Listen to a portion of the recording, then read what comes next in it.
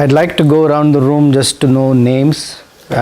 In the likelihood that you come back again, I'd like to know your name. So wherever we can start from, we'll start from here. Okay, hey, hello. My name is Adhika. And Adhika. Yeah, Adhika. Adhika. Okay.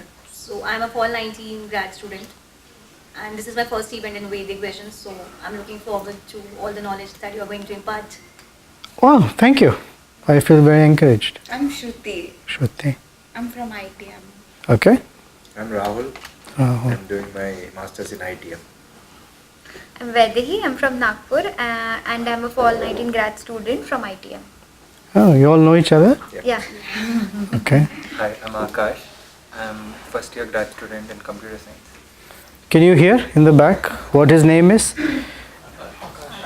Akashvani should be loud, that everyone can hear. Akash. I'm Rohit. I'm from Rohit. engineering. Rohit? Yeah, I'm missing it. I'm Pujita. I'm from biomedical engineering. Very nice. I'm Sahitya. I'm from the Ground Hall Architecture Department. Okay. Hi, I'm Prashant. I'm Utkarsh Gupta and I'm doing masters in electrical and computer engineering. Okay. Utkarsh. Hi, I'm Saket Pallab. I'm doing masters in computer science. Fall 19 student. Okay. Nice to meet you. I'm Sainath and I'm doing masters in CS. Hi, I'm Akhilesh. This is my first year in IIT for masters in computer science. They also want to introduce themselves? Who wants to come in here? Yeah, sure. Hi, my name is Prashant. I'm fall 18 student. There's two Prashants, right? There's another Prashant here. I'm from mechanical background. Okay. Mechanical Prashant and? Prashant. And which? ITM. Okay. IT Prashant and Mechanical Prashant. Hello, I'm Shriram. I'm from industrial engineering. Okay. I'm Puneet. I'm doing my masters in computer science. I'm Subramanya. I'm doing masters in electrical engineering. Subramanya. My name is Rahul. So I've been here attending sessions for past more than a year. Yeah, we know you. I'm Arvind. Aravind. You graduated, no? Not yet. Graduate this semester. This semester. I am Shri. I graduated last semester. I'm here for one semester. I've attended this for one semester. Yes, you have. I'm Pearl. I'm doing PhD in chemistry. It's my third year. And I've been attending sessions from last month. And you are the one who makes everything happen. Okay, I'm Vaishali Nagpure. I'm doing a PhD in computer science. This is my fourth year. We're just introducing ourselves. And you are? I'm Selvam. I have joined graduate in computer science. This is the first year here. Okay, thank you. Selva Mitra, you said. Alright, I have one request. For the next 45 minutes to an hour, I'm going to teach you the art of feeling happy. Okay? And that is by keeping your phone away. My phone is there. Try not to text or take a call or act as if there's an emergency and run out. I promise you we'll have a good time.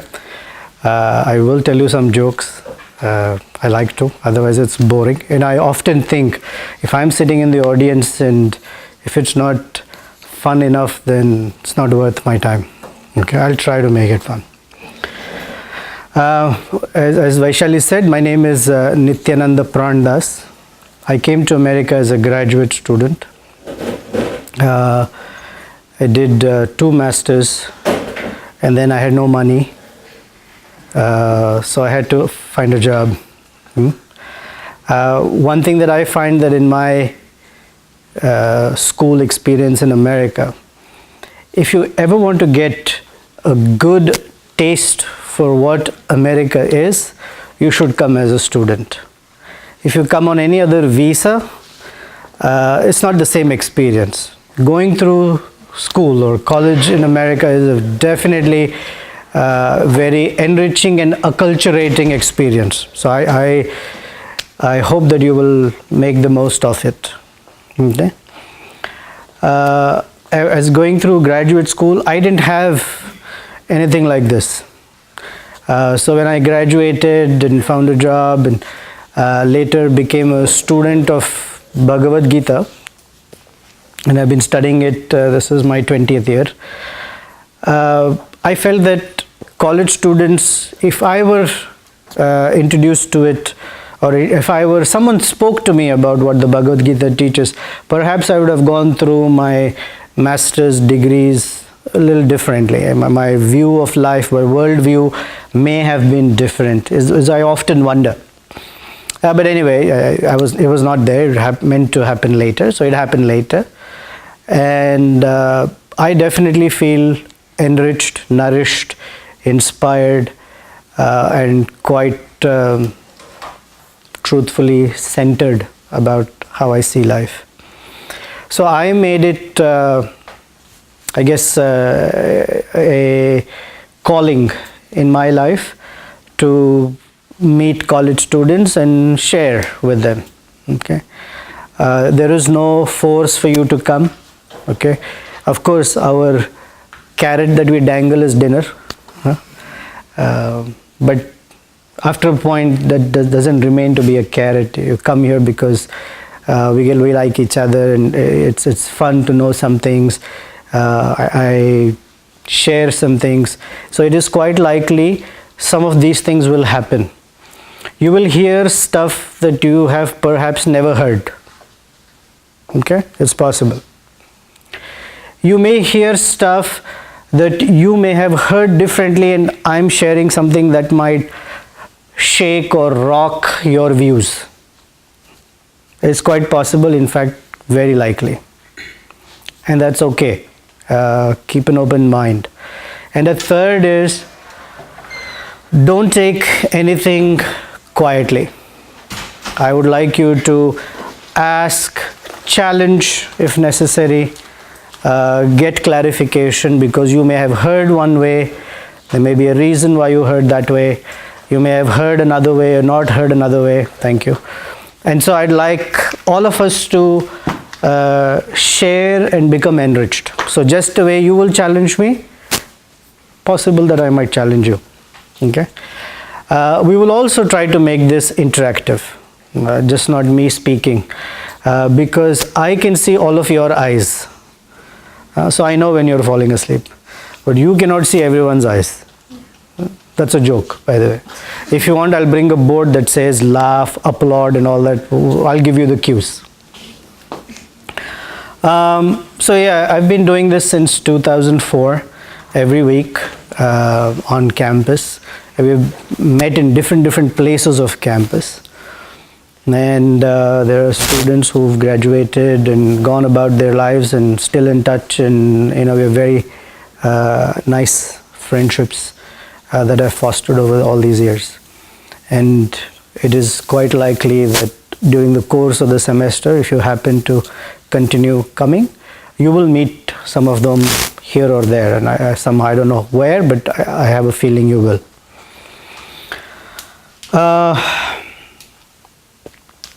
I can't remember everyone's name over the course of, I guess, the semester. I'll probably know better.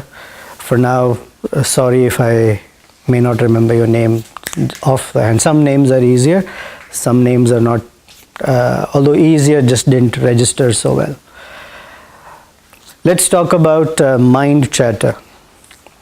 Everything that I'm going to do this semester, in fact, everything we've done all these years, especially explicitly this semester, will be from this book. How many of you are hearing the words Bhagavad Gita for the first time?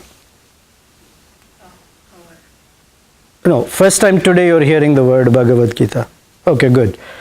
So I know what to say, what not to say. Okay, so we're going to mostly go from this. I'm not going to read any of the Sanskrit shlokas, but I'm going to walk you through certain things. Let's first take the context of the Bhagavad Gita. Where was this conversation? Where did it take place? Mahabharata. Yes. And the battlefield. On the battlefield. The battlefield was located in Kurukshetra. All right. And something led to the fratricidal war. What happened? Why were the two armies facing off. Who are the two armies? They are? Hey, very good. And they were related to each other or no? They were cousins. Very good. And what led to the war? Why were they fighting? Why could they not have a peace conversation? They were fighting for the kingdom. They were fighting for the kingdom. Both were fighting. One team wanted to hold on, and the other team wanted to take it from them. Who was holding on to the kingdom? Kauravas, particularly Duryodhana. Okay. And who wanted it? They wanted the kingdom. You sure? They don't want the king. They just didn't want Duryodhana to be the king. They didn't want Duryodhana to be the king. They wanted their share. They wanted their share, and their share was the whole kingdom. All, but nothing but all of it, not a little bit of it. I Right? think they were also avenging the thing that happened with Draupadi. They were avenging what happened with Draupadi. Who was responsible for what happened to Draupadi? Yudhishthira was responsible in one sense, but Duryodhana, yes? I was saying many were responsible. Many were responsible, correct. All right. Were there any peace talks before the war? Yeah. Yes. Really? Okay, what happened? Tell me, Krishna quickly. to Kauravas and asked And said what? share, to give their share. Give their share. What was their share? A bit, I guess. A bit. Okay. He asked a bit. Can you give me a bit? I'm just pulling your leg. What did he ask for? He said, who was rightfully eligible to be the king? Who was older between Duryodhana and Yudhishthira? Yudhishthira was older. He was older. So who's rightfully supposed to be the king? Yudhishthira. Who was the king? Duryodhana. So when Krishna said, the kingdom belongs to Yudhishthira, what did Duryodhana say? Finders keepers? He said, no, I'm not. I'm already sitting on the throne. Forget it. Wasn't Dhritarashtra on the throne? Duryodhana was the king. Dhritarashtra was blind, so he cannot be He king. was technically on the throne. He's the elder of the family, but he's not the king. So then, Krishna said, okay, you don't want to give the kingdom. At least give them? Five. There you go. 5 villages. Because there are 5 brothers, they will take one village each and be the leaders. They'll be the manager for that kingdom. And Duryodhana said, sure, right? No. No, he didn't even say no. He said, hell no. Okay? He said, no way, Jose. I'll tell you, we don't have... what did the Mexican farmer name his 2 boys? One? No. Jose and Joseby. Okay, so he said, hell no. Then Krishna said, oh, if you don't give them villages to administer, they're Kshatriyas. What will they do? If they want to fight and take it, they're more than welcome to fight and take it. And Krishna said, I don't think fighting is a good idea. When things can be settled peacefully, why do you want to fight? And Duryodhana said, ha ha ha. We are so many here, there are only 5, there's a whole long conversation. Duryodhana was advised by Vidura, they were advised by so many people, he never paid heed. So finally, it had to be a face-off. Okay? The question I have for you is, why couldn't Yudhishthira say, forget the kingdom, I'll just change my career? Why didn't he say, okay, we don't get 5 villages, I'll become a carpenter? Yudhishthira was also known as the king of Dharma, so to speak. So to speak. Dharma, yes. His other name was Dharmaraja. Yes. So the thing is, he and along with the Pandavas, they were fighting, and towards the end it was more like we're fighting for what is right, what is just what we need, or what we deserve, so to speak. So, when they're on the path of dharma, what they feel is right, then you can't back down. You can't just say, you know what, I'm going to leave everything, I'm going to be a sannyas. And they have that kshatriya dharma, right? Say they have to follow the duties. So that's how it works. So if they felt right, tomorrow you feel something is right, is it okay to be violent to take what you think is right? It wasn't violent, it was dharma yuddha. People died? There was blood? It was the last resort. People's heads got cut off, arms got cut off, people died, right? So it is violent. We will talk about violence as it's coming up, but let's call it what it is. There was a war with 640 million people died, both sides combined. So is it okay if you feel something is right? How many of us feel I'm not right in any situation? That's rare. We all feel, hey, I'm right, I'm justified. Yudhishthira also felt, I'm justified. But there's one difference. And that critical difference is that the referee, who's Krishna, said to Yudhishthira, yes, you're right. Unless you have Krishna telling you you're right, we're not sure. Okay? So that's why. That's one. Second, someone who has the nature of a kshatriya. Kshatriya means? Actually, kshatriya means administrator. They happen to be warriors. The word triya means to free someone. And kshat means physical harm. So one who protects you from any harm is technically a kshatriya. That is why kshatriyas have weapons. And they have the job of administering, making sure there is organization. Everything is, we call it law and order. Right? Other than the TV series, the reason it's called law and order is because that's what the kshatriya does. When there is law and order, then you will not cause any harm to his rights and you will not cause any harm to her rights. And your own rights are protected. That is why they are called kshatriya. Okay. So a kshatriya cannot be a carpenter. Because there is nature, our inherent nature. Each one of us has inherent nature. And in different circumstances, our natures manifest. And that's why some people look at a situation and they're afraid. Some people take it head on. Some people run away. Some people drink to forget it. Some people fall asleep. Some people make plans of how to deal with it, etc., etc. Each one of us has one nature within us. So kshatriya nature is to protect and to serve. Can I come in, Professor? Yeah, come on in. Wow, it's the first time in my life someone said professor. Hey. Hi.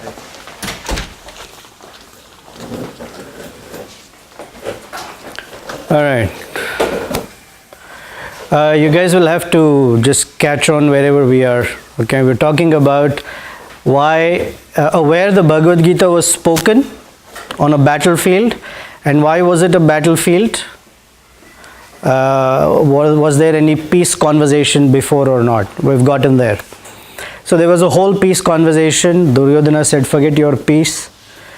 If they want the kingdom back, they need to fight it and take it. So they are facing off each other. That's sort of the context of it. However, although the external circumstance is of war, there is a deeper purpose behind this orchestration.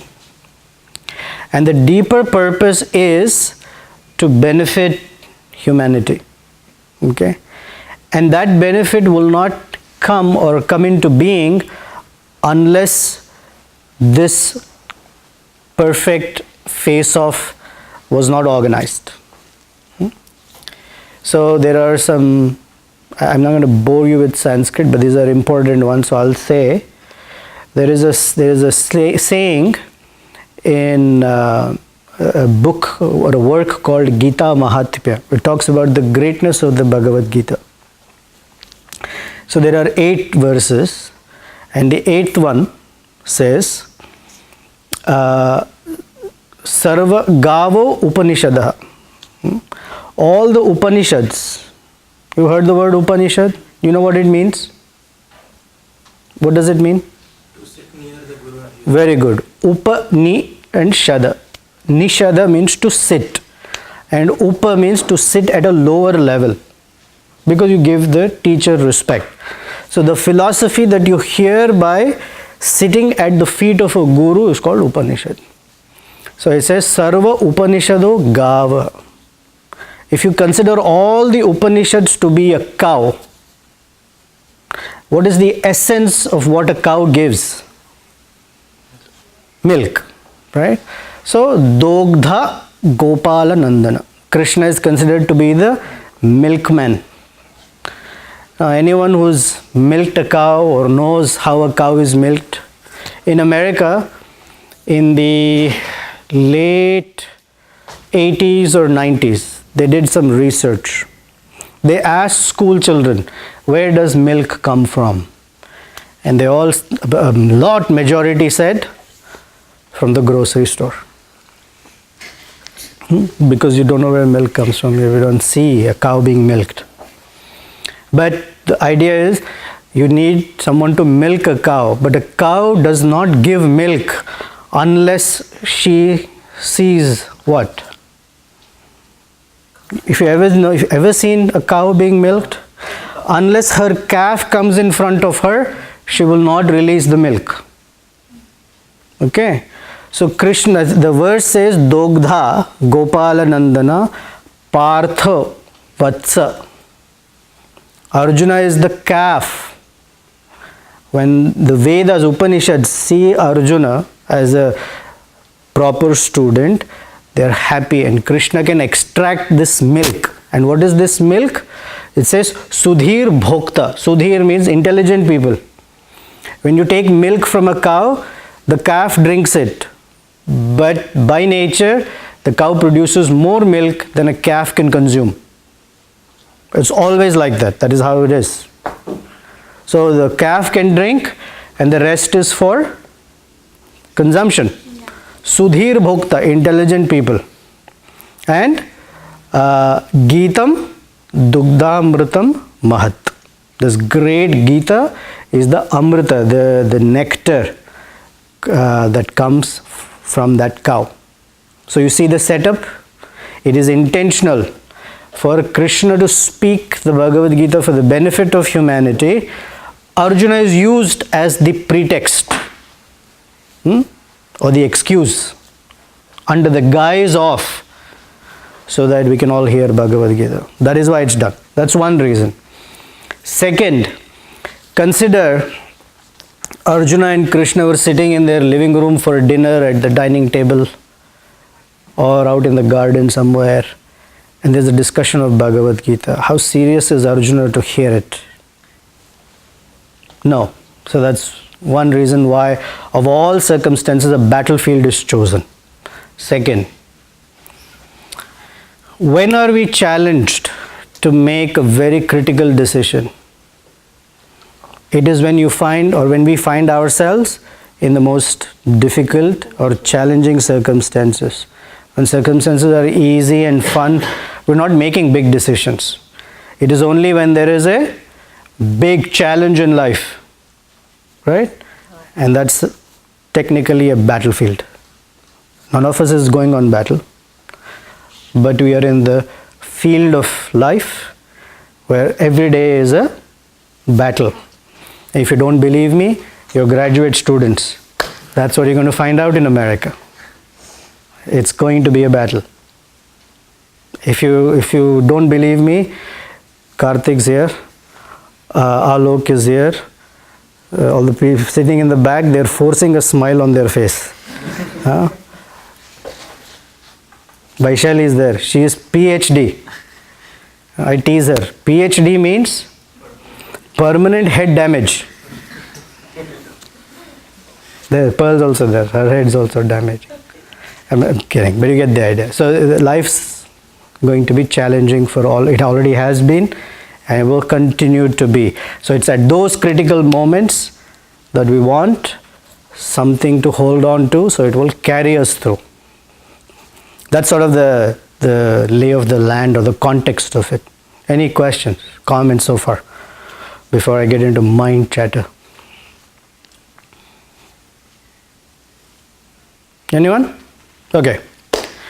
Yeah. This is not true that Krishna orchestrated this war plan, but it's not happening right now. But I mean, in present scenario, it is not happening. It's not happening. The world is full of wars.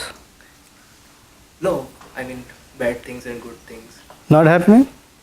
Where have you been living? Life's not around you, nothing good or bad is happening. You have missed the whole American politics. You've missed the whole visa issue. You've missed the whole thing. What's happening in Russia, what's happening in Palestine, what's happening in Kashmir, what's happening every place. Sometimes we see that all the negative aspects surrounding us, and all things are negative. I mean, not positive. Correct. And it's not going to get any better. But it's up to us. And that's what we're going to learn as part of mind chatter. So thank you for the segue. So when I use the word or phrase mind chatter, what does that mean to you? What does it mean? You know what mind is? You know what chatter is? Nothing. Akhilesh?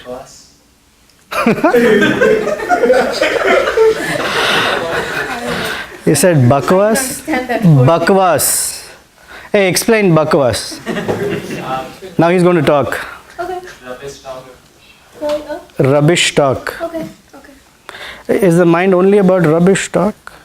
What does chatter mean? Sometimes we talk within ourselves. Is that what you mean, mind chatter? I'm asking what it means to you. If you heard the word phrase mind chatter. Maybe. I need your name first because we don't know your name. Ketan. Ketan. Yeah. Maybe something of like constant thinking of thoughts and like never-ending process, imaginations, positive, negative, and all. Yeah. I think it's Overthinking. It's a loop of all the ideas and thoughts which are there inside your mind, including the positive ones and the negative ones. Right. And is it quiet? No. So it is not just do thoughts have noise? Inside they have vibrations.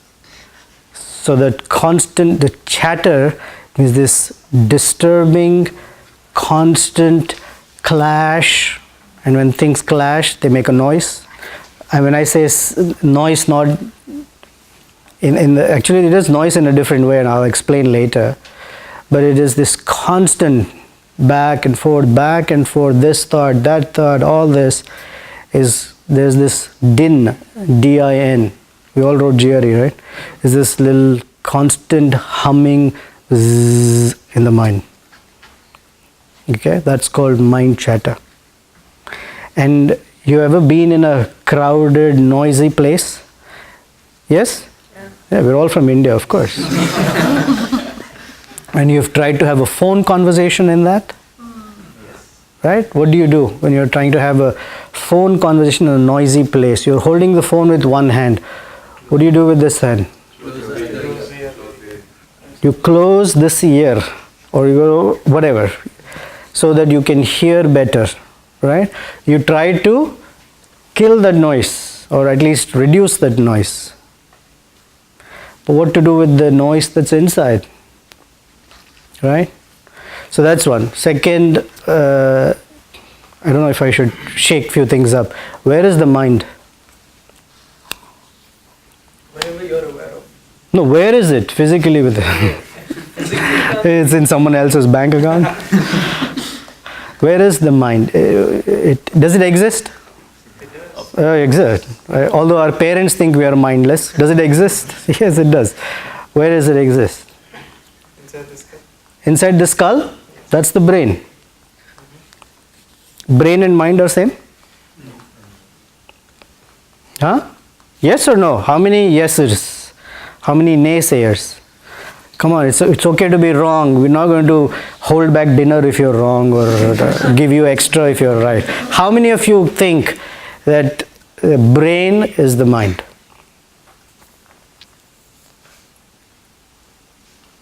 Rest all What do you think is the mind? Is it in the stomach, ears? It's a spiritual element. It's a spiritual element. What if I show you or tell you what the Vedas say, that it's a material element? Okay, so the mind, manaha as they call it, the actual residing place is here, in the region of the heart. And it is a subtle sense. Okay? It is a subtle sense that is not a gross organ. It is the interface between the heart and the brain. Generally, that's how it's taught. Manaha. Okay? Same as buddhi, intelligence. Generally, we point to the brain. Right? That's where the analysis happens, if you will. But manaha generally is considered to be in the region of the heart. That's why when someone has a lot of mental issues, heart attack happens more than anything else. When your mind is given a very bad news, in most movies it is okay.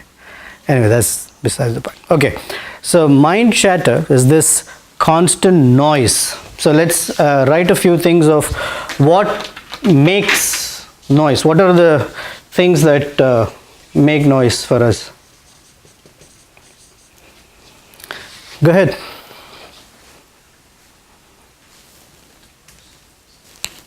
Studies. Studies? Yeah. What about studies? Assignments. Sure. But assignment itself doesn't make noise. Either that you don't know it, deadlines. So deadline means some sort of stress. Failure.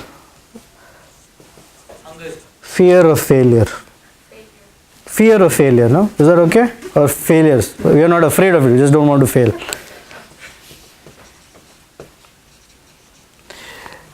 I say this every time. When I look at my handwriting, somehow I knew I should have been a doctor. I just didn't make it. Ah, very good. Hunger. With hunger goes? Games?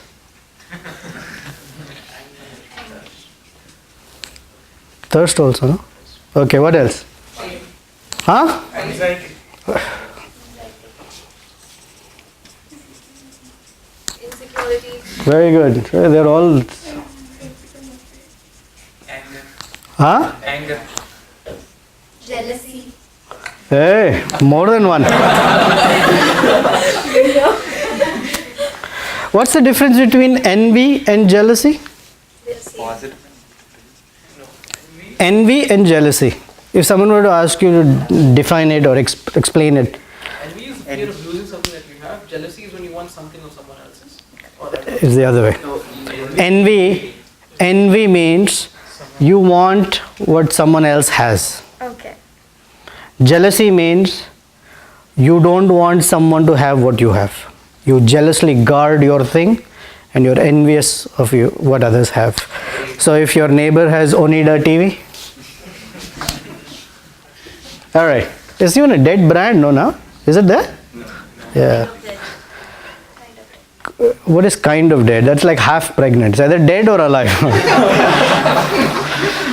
Dead. It is about to die. He's about to die. Alright. What else? Regrets. Very good. desires. Huh? Desire. Desire. Okay, that's a big category. Ambition. Oh, very good. Why all negative? There's no positive chatter in anyone's mind? I mean, you guys are like the most somber and, depressed group I've ever received. Come on. I'm sure you have, the other kind of chatter in your mind. How about exhilaration? Ebullient. I didn't even know that word. I'm kidding. Exhilaration. Anyone happy here once in a while? Okay, thank you. I'm going for fun. Fun. There you go. Hey. There you go. It starts with positive and ends in negative, but anyway. What else? Adventure or Adventure. Great. That's not a chatter in the mind. That is something you never get. What's the other? But ambition and anticipation, that is there. Anyone here has ambition? Yes or no? Yes. Yeah, otherwise don't waste your parents' money, book your next ticket and get out of here. Ambition. And what did I say other one was? Anticipation. Oh gosh, the handwriting is horrible. But anyway, what else? Depression. It's forced to take us back to... Alright, depression. hatred. Wow. I instead of being a Vedic scholar, I should have been a Catholic priest. There's so much confessions here. I should just say, okay, if you've been forgiven. Anything else? Lust. Hey, there you go.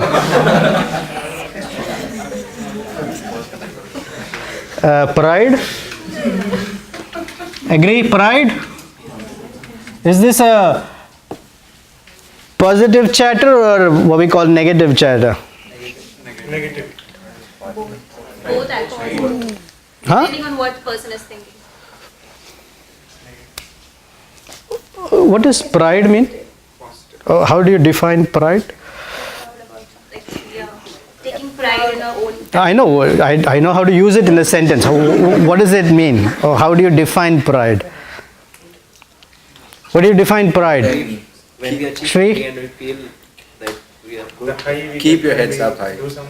Yeah, keep your heads up high. Keep your head up high. That's what you do when you feel pride. But what is pride? Maybe the ego, something like that. There, you're getting warmer. Too proud of yourself. Too proud of yourself. You telling me? Pride has to do or is because of a sense of identity. Whatever is your identity, according to that identity you have pride. If you identify yourself as Indian, anything that India does, you feel a sense of pride. If you identify yourself as a man or a woman, accordingly you will feel proud. When you identify yourself as a son or daughter, you have a sense of pride in that role. You understand?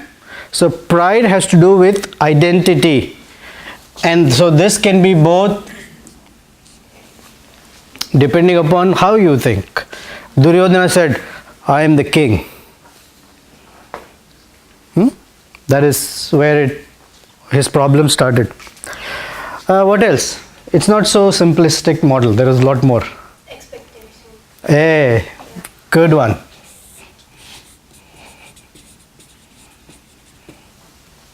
Let's put expectations because there's never one. Satisfaction.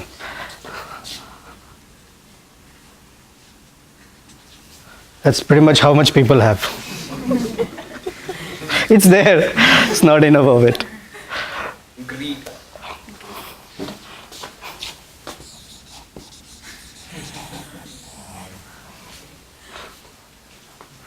I'm joking. It's not like that for everyone. Just pulling Shri's leg. Anything else? Peer pressure? What is peer pressure? Sorrow. Competition. Sorrow. Very good. Competition. I like that one.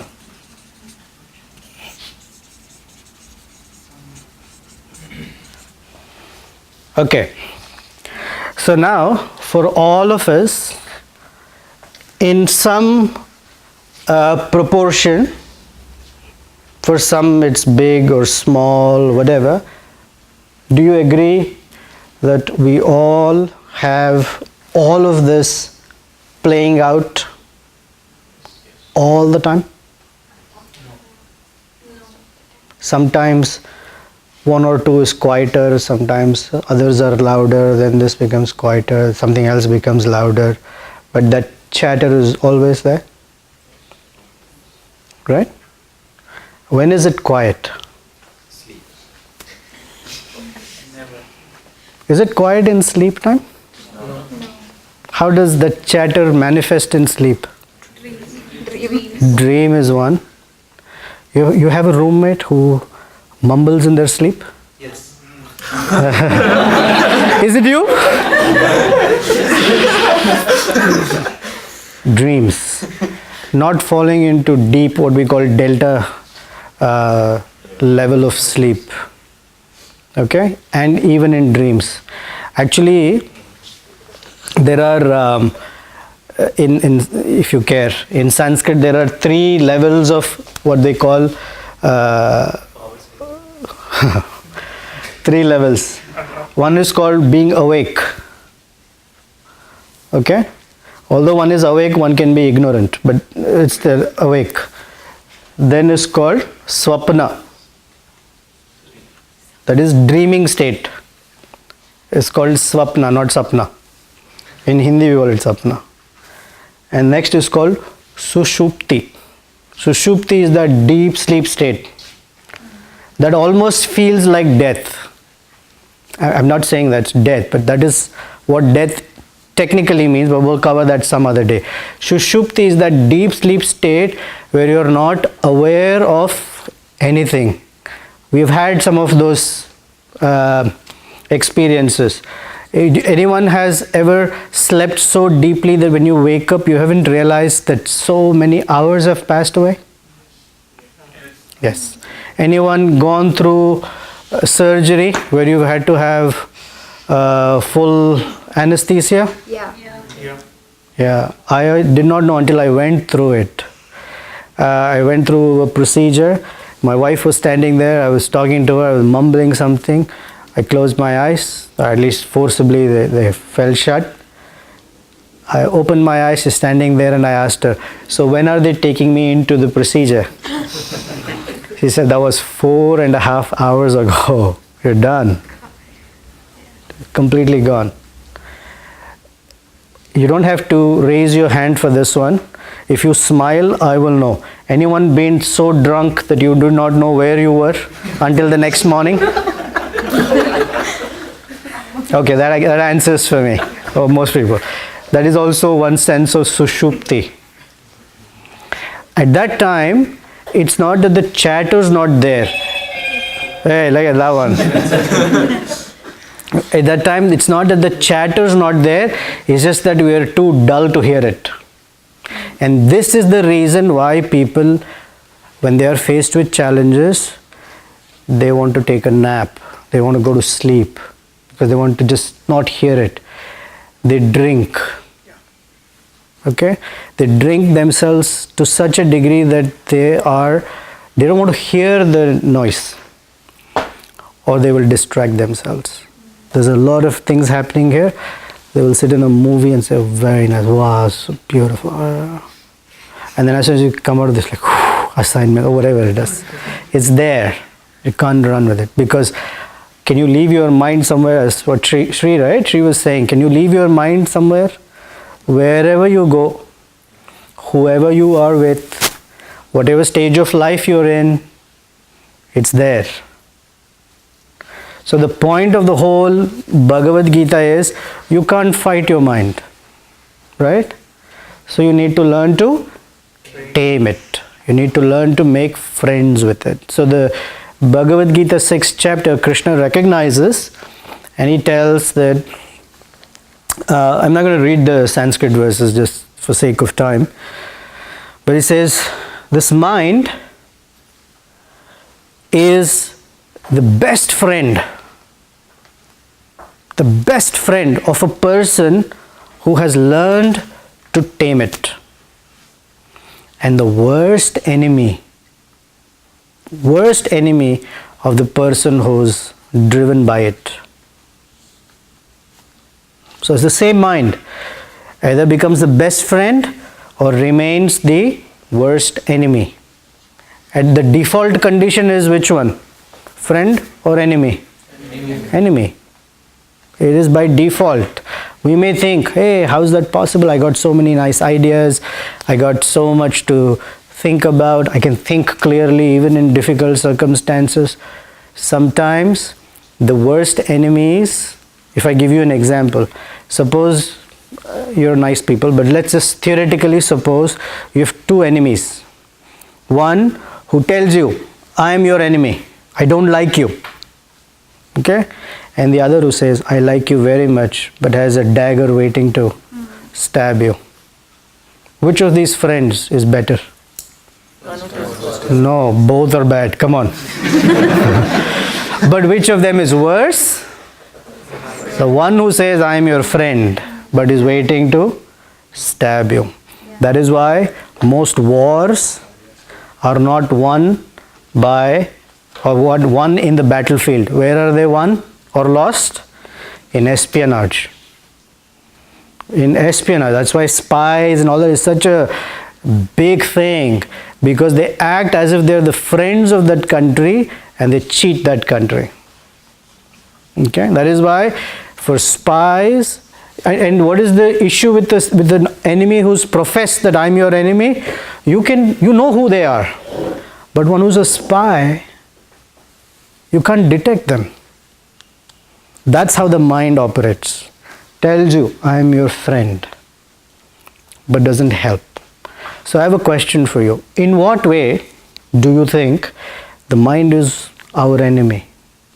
In what way? What has it done by which we are saying that it can be an enemy? What might it have done? Procrastination. It wanders all the time. It wanders all the time. Okay, and so what? So what if it wanders? It's a free bird. What's wrong with wandering? We can't concentrate. Instead of being wonderful, it becomes wonderful. Even if you can concentrate, let's say you have a mind that allows you to concentrate. Is it your friend? In what way you want to guess that it is, we say it's an enemy?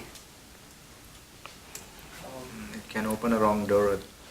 It can open a wrong door for you. Good one. Sleeplessness. Sleeplessness. But it can be sleep well too, huh? If there's too much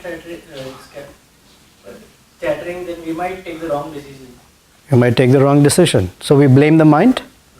Hey, I'm so sorry. My mind sent me to IIT. By the way, this was a wrong decision that you're here. I just wanted to know. Of all the universities in America, you found this one? It's a joke. Anyway, why? There are a lot of things that are taught to you from since you were a kid to all the way to growing up, and then you think you're grown up, and then a lot of things that the mind tells you contradicts to whatever was taught to you.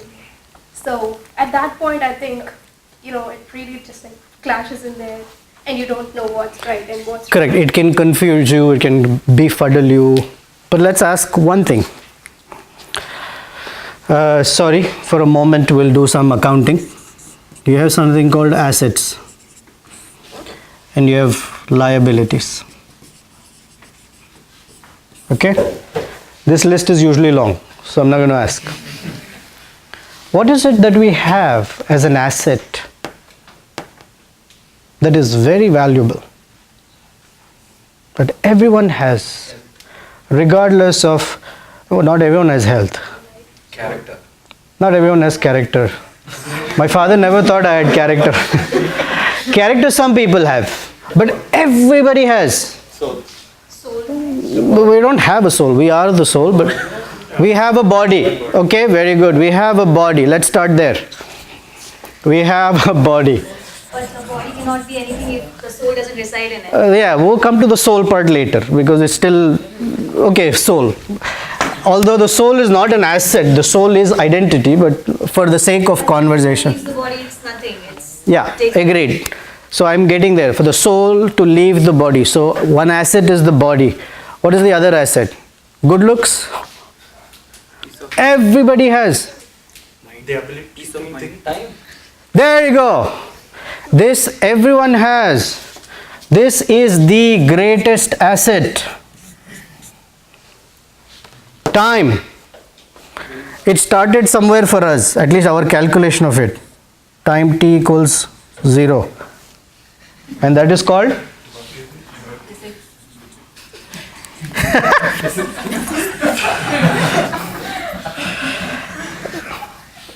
Whatever the t is. What is this point where time sort of stops for us? Death. Okay? Infinity. If you can live that long, that'd be great. Okay? We have time. And that time is meant for something. What is that? What is time meant for? Us. To make money? Stay productive. To do the duties. To do our duties. What duty? What are their duties? Give me 1 or 2 examples. For the student to learn. Yeah. Well, we are talking to him, so let's him answer. Yeah, for a Unless you've paid him to speak for you. Yeah, I got it. What is it? Yeah, for a teacher, teaching someone is a duty. For a student to learn something is a duty. Like, And what are we learning? What is our duty to learn? ITM? yeah. Really? So your whole aspiration of life No, is to die as a happy ITM guy? No, duty is like for every period. Sure. Yeah. Fine. We'll take that for a moment. What else? I'm sorry, I cut someone off. Purpose to, What is our purpose? We have a purpose. What is it? Say it. We don't know. So our time that we have, okay, is broken into certain chunks. From this chunk to this chunk is basically totally unaware. All we need is, that is it. If we get that, great. If we don't get it, we'll die. Then there is some where what did you say? Are we in that chunk now? Are you? Then there is some time where hopefully our awareness goes from only food to something. There is a innate urge to know. Correct? Then that some time is spent in using what we know.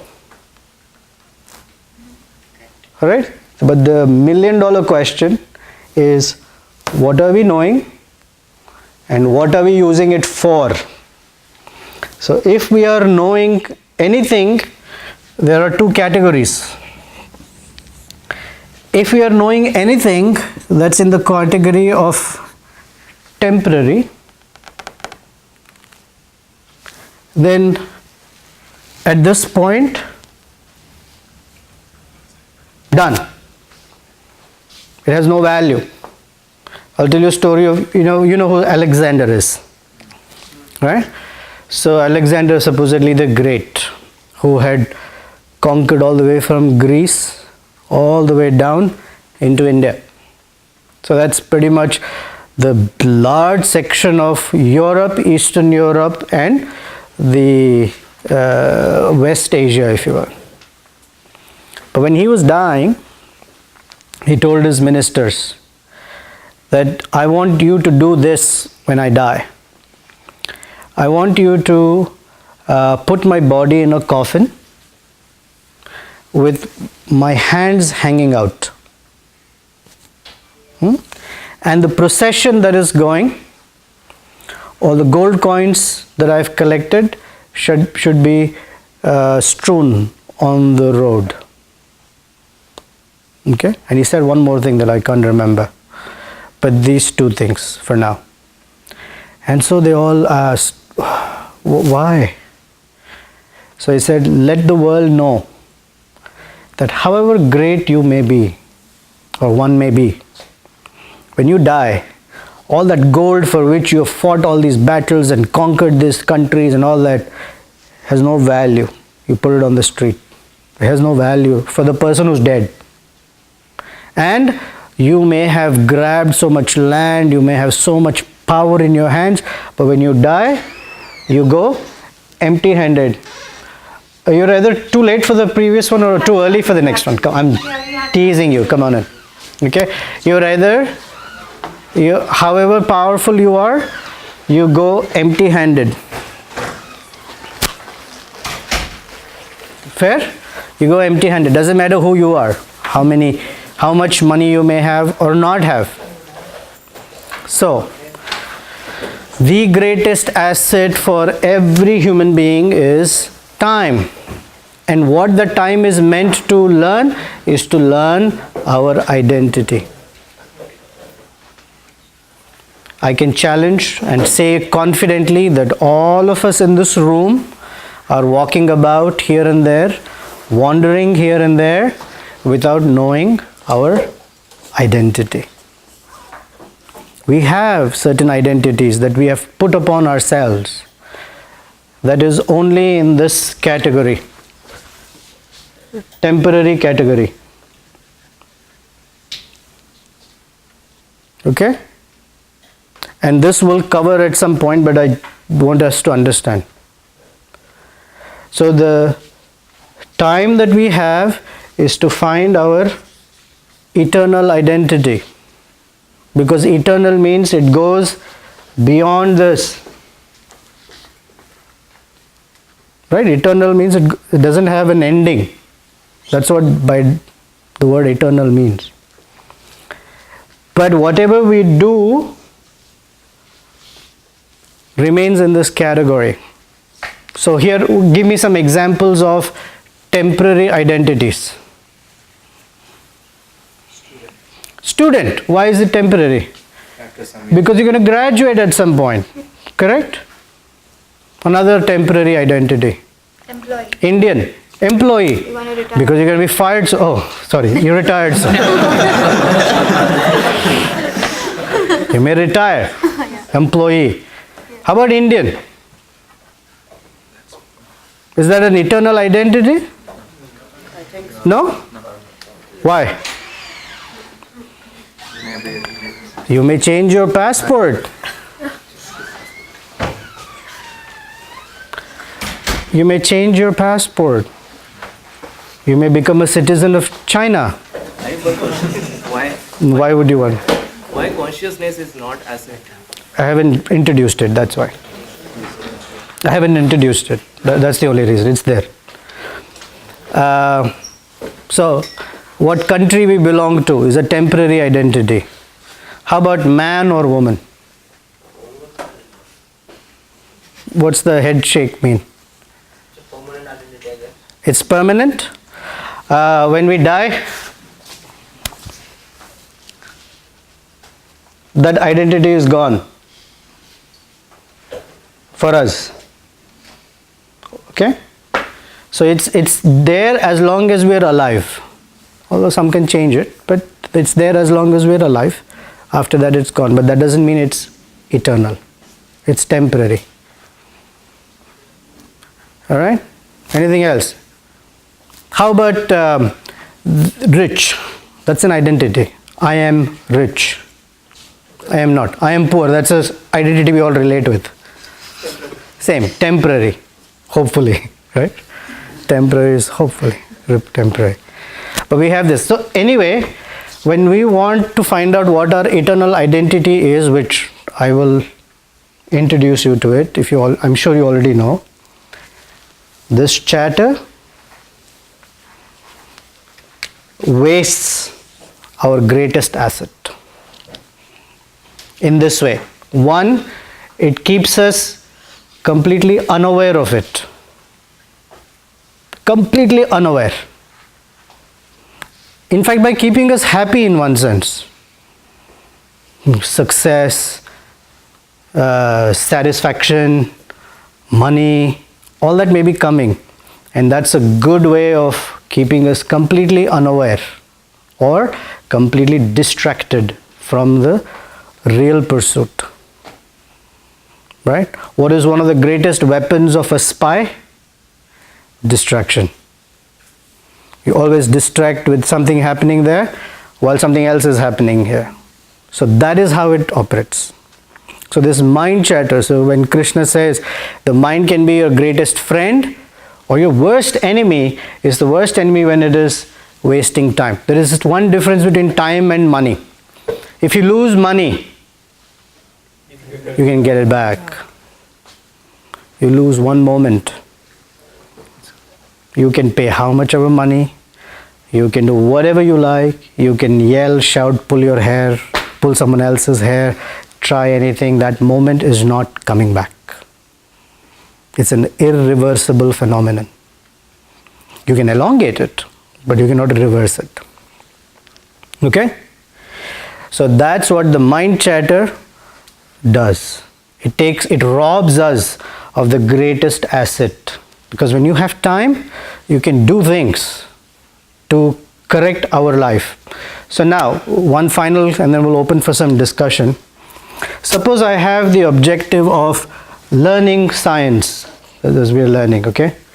Whether it is science or art or technology, whatever, fields of study.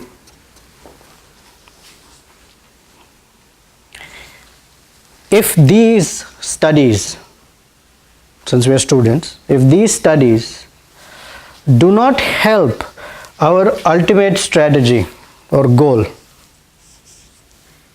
then these are considered distractions.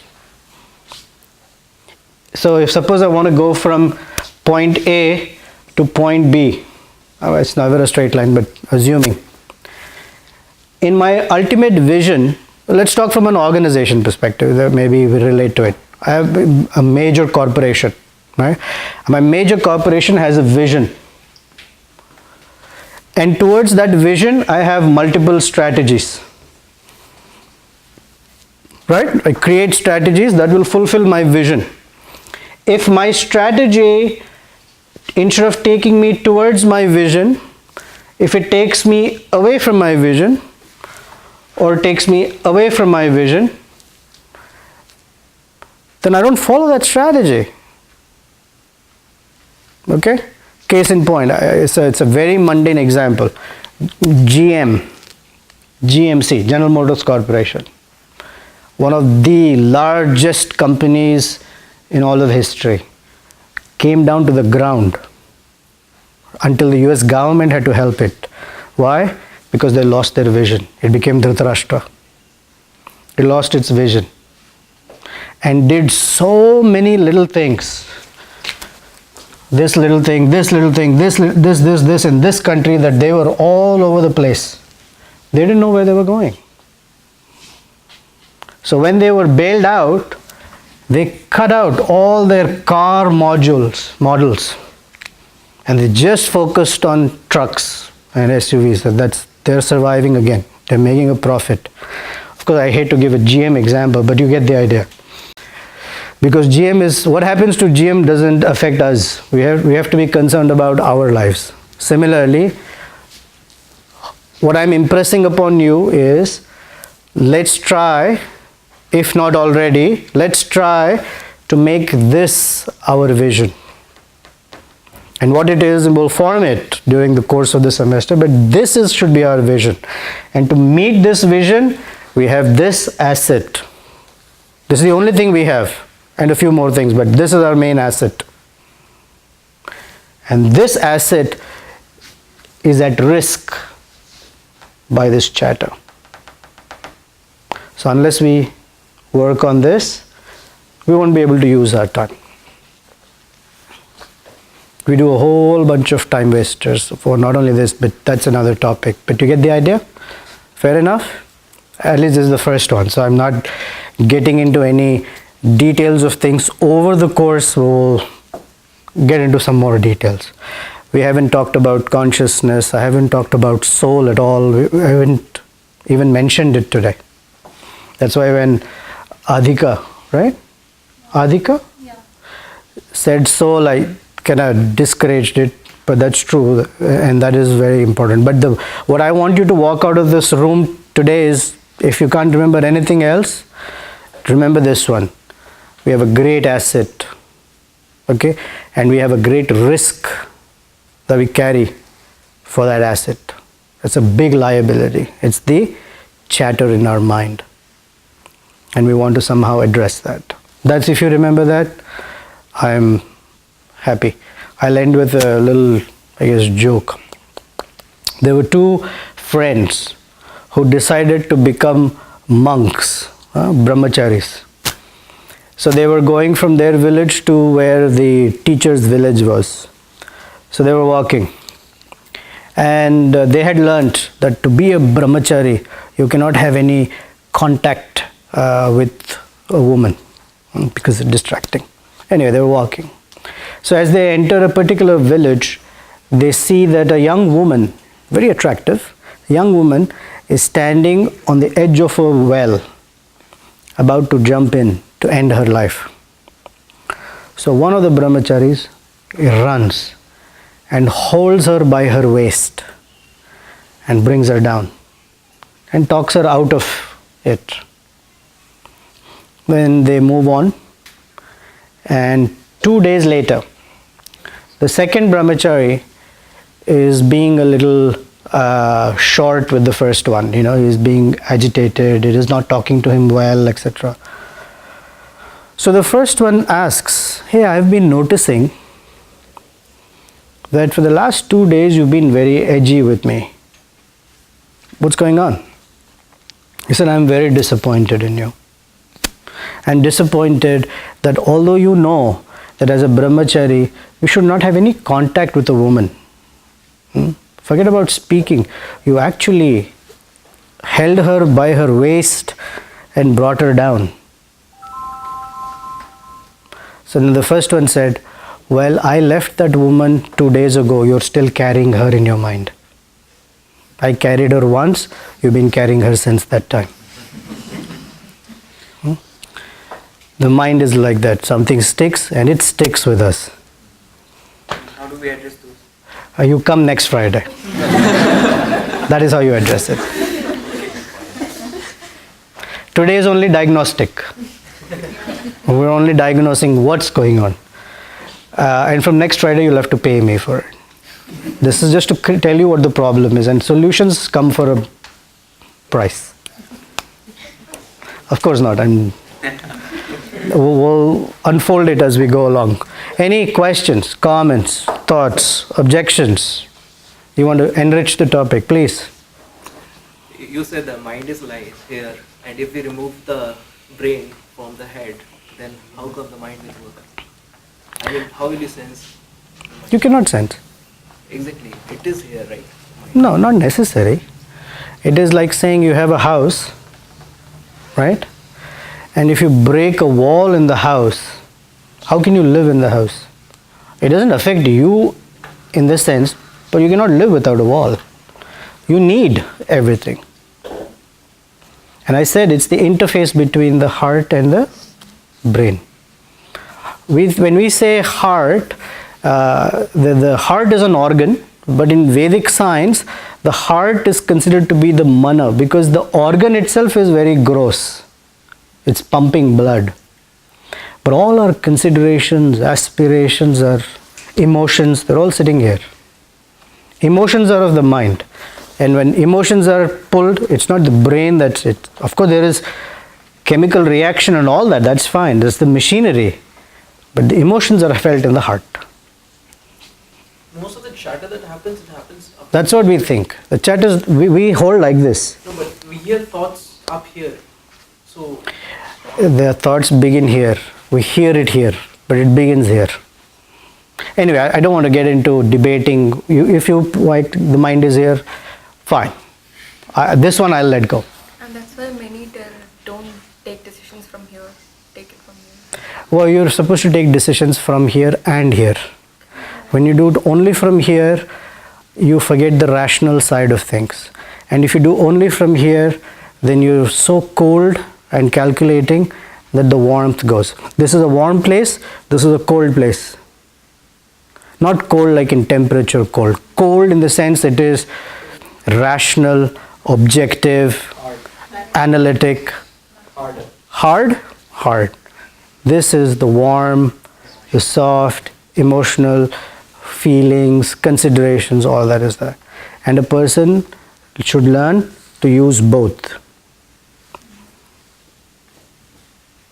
Professor, like you were saying, it's the warm part here, but I have known some cold-hearted, cold-blooded. is it not right to like take practical decisions many of the times, since like, to avoid any circumstances or something like you said, rational, like because We all in life follow decisions, but depends what kind of decisions. Okay, what to eat, what course to take. A professor is a handsome guy or a teacher is beautiful. That's not the point. So it depends on what. But in life, it's not what course you took or what job you took per se. What really enriches life is what relationships we have. True? It's not what things we have. It's about who we have in life that matters. And in those cases, both need to be working. Both need to be working, but we operate from here. Ideally, we should operate from here. So both need to work. I'm conceding to Shri today for his sanity and mine that the mind is here, although it's not. We'll concede.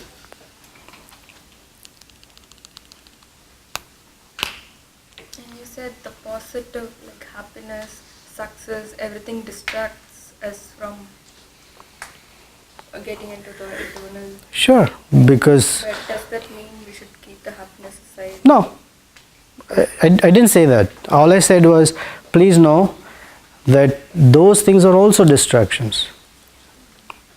When you want to keep a child busy or distracted, you don't punish them. You give them something that keeps them happy, but it distracts them though, right? True? Have you ever taken care of a child? So one way of, if a child is breaking something or doing something destructive, one way is to tie them up or whatever.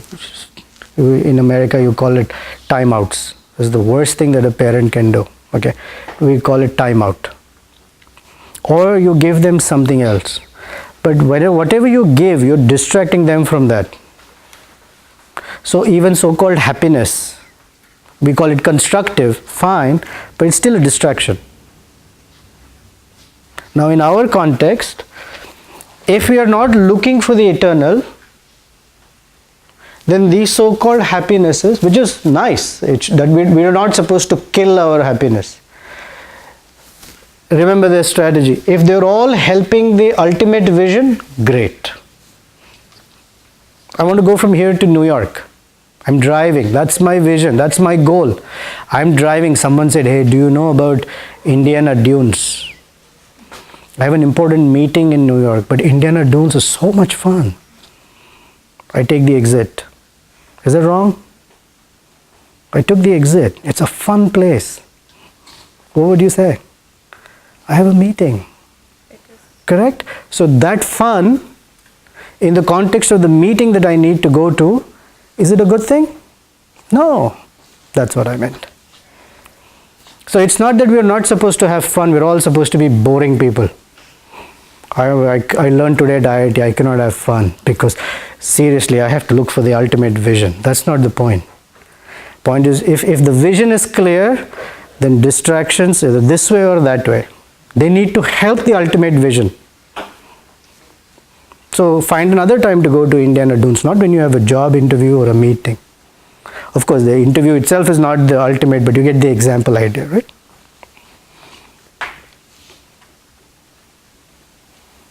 Hungry? No, I have. Oh, you're not hungry. I just want you to know, you're holding everyone else's dinner, okay? Not me. That's not me, sorry. Okay, right now I'm able to feel all of this. Okay. I'm not able to feel eternal life. That's like the end. So not end, but yeah. why do or how do I start contributing to it already using my Correct. So one, it's not end. Okay, okay. It's not about end. That's like the ultimate. It is about Climax, that's what I no, not necessarily ultimate climate. We have an asset that we are supposed to spend. Whether we like it or not, that asset is being spent. Fair? Okay.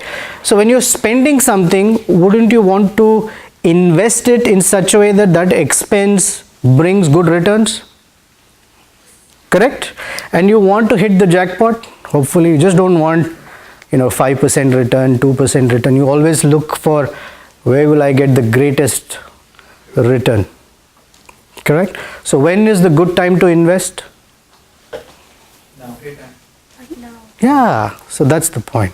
Now is the time to invest. Yep. Not at the, but your investment matures in small dividends, just as anything else. It's not that you invest something now and you will not see it till death. It's not like that. It gives small regular dividends so that you invest even more. It's called living life. No, living means, in living, there are two meanings to the word living. Living means you're not conscious or aware, or you're not doing anything, it is just happening. You're like a suitcase on a conveyor belt. Conveyor belt is moving, suitcase is moving. That is one way of living. The other way of living is that you're in the driver's seat, you are driving it, versus you being driven by it. Which one would you like? Hopefully the latter one, right? Where you are guiding your life. You are deciding whether to be happy in a situation or not. You are deciding how to take a particular situation and how to process it. You are deciding. Otherwise, this is a common example I give.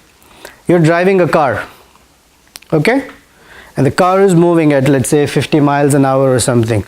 Who's controlling the car? Or who's controlling whom? Is the car controlling you, or are you controlling the car? Huh? The car controls you?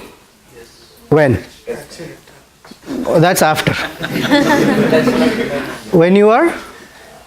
Probably driving Tesla. Even then.